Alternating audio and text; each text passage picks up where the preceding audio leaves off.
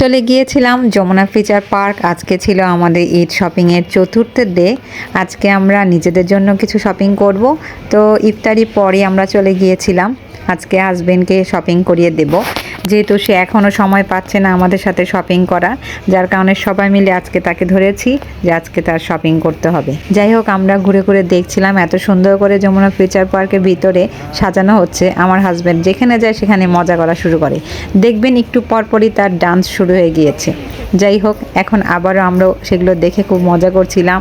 আমার ছেলে আর আমি তো হাসতে হাসতে শেষ। এর মধ্যে উপরে যাচ্ছি তখনও সে ডান্স করছে, মানে তার কথা হচ্ছে আজকে আমি শপিং করব। মানে কি যে মজা, আমরা মজা করি একসাথে কোথাও গেলে। যাই হোক, যমুনা ফিচার পার্কে সন্ধ্যার পর মোটামুটি ভিড়ই ছিল, অনেক মানুষজন ছিল দেখা যাচ্ছে।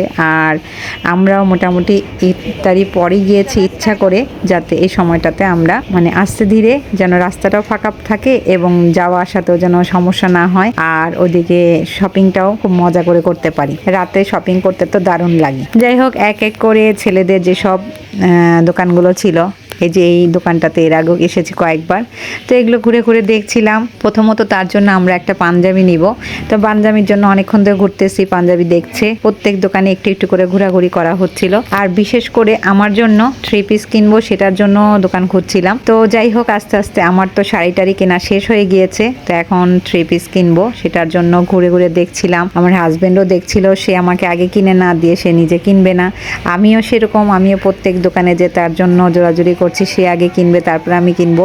যাই হোক, আসল কথা হচ্ছে যখন যেটা সামনে পাচ্ছি আমরা সেটাই দেখছিলাম। প্রত্যেক জায়গায় যেই সে নিজস্ব সুন্দর সুন্দর পাঞ্জাবিগুলো যে দেখায়, সেগুলোর মধ্যে একটা করে দোষ খুঁজে বের করে।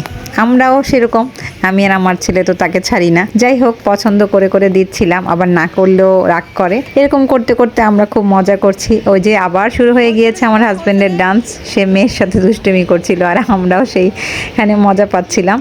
এরপর আবারও চলে গেলাম কিছু দোকানে যেখানে দেখছিলাম। এখন শুধু দেখার পালা, কখন যে কোনটা পছন্দ হয়ে যাবে আর কোনটা নিব। ওই যে আবার আমার জন্য দেখা শুরু করেছে, সেও দেখছে, আমিও কিছুক্ষণ দেখলাম। তারপরে এখান থেকে আবার বের হয়ে গেলাম, ঘুরে ঘুরে দেখছি আর মজা করছি। যাই হোক, একটা পর্যায়ে তো কেনা হবেই।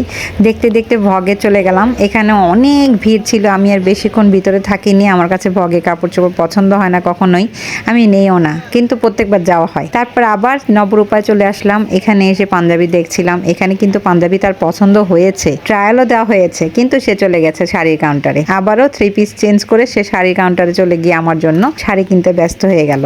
যাই হোক, এখান থেকে শাড়িটা খুব পছন্দ হয়েছে, যার কারণে নিয়ে নিলাম। মেন যে ঈদের শাড়িটা, সেটা তো আগেই কিনে ফেলেছে, সেটার জন্য তার অপেক্ষা করতে হয়নি। মেন ড্রেসগুলো আমাদের সবারই মোটামুটি কেনা হয়ে গিয়েছে। এখন ঈদের সকালবেলা পরার, তারপরে একটু ঘোরাফেরা করার, সেগুলোর জন্য আমরা অপেক্ষা করছিলাম। যাই হোক, এখান থেকে শাড়িটা কিনে আমরা সরাসরি চলে যাচ্ছিলাম আড়ংয়ের দিকে। বললাম আড়ংয়ে চলো, আড়ংয়ে দেখি। আড়ংয়ে তো সবসময় আমরা পাঞ্জাবি এগুলো কিনে থাকি। তো সামনে যেতে প্রচুর ভিড় আড়ংয়ের সামনে। তারপরে আমরা আড়ংয়ের ভিতরে চলে গেলাম। আর আড়ংয়ের ভিতরে তো ভিডিও করা যায় না, ভিতরে যেয়ে দেখি এই যে অবস্থা, এত ভিড় ছিল, এখানে ঠিক মতো দেখাও যাচ্ছে না। আমাদের উত্তরার আড়ংটাতে খুব সুন্দরভাবে দেখা যায়।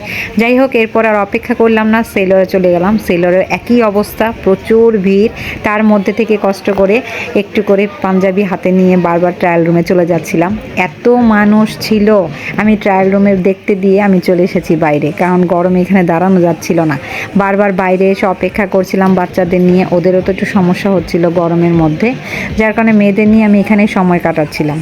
এরপর যাই হোক, আমার খুব আইসক্রিম খেতে ইচ্ছে করছিল, মেয়েদের নিয়ে বাইরে দাঁড়িয়ে আইসক্রিম খাচ্ছিলাম আর অপেক্ষা করছিলাম, কারণ ওদের যে ড্রেসটার কথা বলা হয়েছে সেটা বের করতে সময় লেগেছে অনেকক্ষণ। এরপর এখানে পেমেন্ট করা হয়ে গেল, তারপর আমরা বের হয়ে গেলাম। এই তো, আজকে আর বেশি শপিং করব না, এই আমাদের দুজনের শপিং টুকটাক করা হয়েছে। আর এর মধ্যে থেকে বাচ্চাদের জন্য অল্প কিছু টুকটাক কেনাকাটা করা হয়েছে। এইটুকুই আজ পর্যন্ত, কারণ আজকে অনেক রাত্র হয়ে গিয়েছে। বাইরে যাওয়ার সময় এত সুন্দর করে সাজানো ছিল, আমি একটু ছোট্ট ক্লিপ নিয়ে নিলাম। আজকে অল্প কিছু শপিং করা হয়েছে, কারণ আমরা সবাই খুব ক্লান্ত, যার কারণে আমরা এখান থেকে সরাসরি এখন উত্তরা চলে যাব। আমার হাজব্যান্ডের 2-1 দিন ধরে খুব ইচ্ছে করছিল কাবাব খাওয়ার, যার কারণে আমাদের বাসার সামনে যে কাবাবের রেস্টুরেন্টটি ছিল, যেখানে আমরা প্রায় সময় এসে থাকি, সেখানে চলে আসলাম। চলে আসার পর এখানে কাবাব অর্ডার করে ফেললাম। রাত্রের ডিনারটা আমরা এখানেই করব, তার খুব ইচ্ছা। তো খাবার যখন আসলো তার মানে অবস্থা দেখে বুঝতে পারলাম আসলেই তার খুব মনের ইচ্ছা ছিল কাবাব খাওয়ার, কারণ খুব মজা করে সে কাবাবটা খাচ্ছিল, যার কারণে আমাদের এখানে রাত্রে ডিনারটা কমপ্লিট করলাম। তো এই তো ঈদের চতুর্থ শপিং, যেগুলো আমাদের এখনও পুরোপুরি কমপ্লিট হয়নি, হয়তো আবার বের হতে হবে। কিছু গিফটের শপিং মনে করেছিলাম আজকে করব, সেগুলো আজকে করা হলো না, কারণ বাচ্চারা খুব টায়ার্ড হয়ে গিয়েছে, আর বিশেষ করে ইমিকোর পায়ে খুব ব্যথা ছিল। তো যাই হোক, ভিডিওটি ভালো লাগলে অবশ্যই লাইক শেয়ার করতে ভুলবেন না। ভালো থাকবেন।